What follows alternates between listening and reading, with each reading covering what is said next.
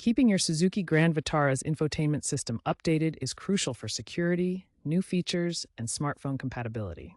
There are primarily two methods: USB and over-the-air (OTA).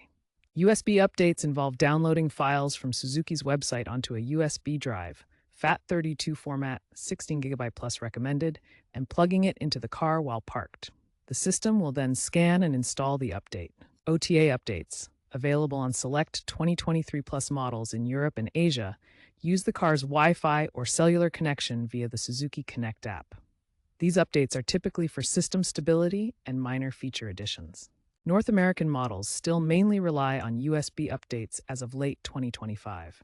For most users, check Suzuki's website or app for update notifications, but manual checks are also advised. Map updates are now digital downloads, with Suzuki partnering with Here Technologies. Update maps via the Here app on your smartphone and sync to the car via USB or, in newer models, Bluetooth Wi-Fi.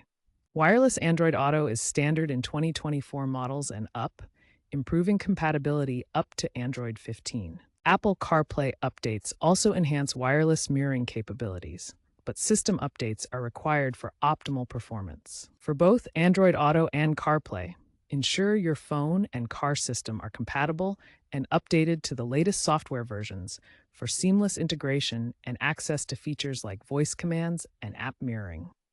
Compatibility issues are frequently resolved through these updates, so staying current is important.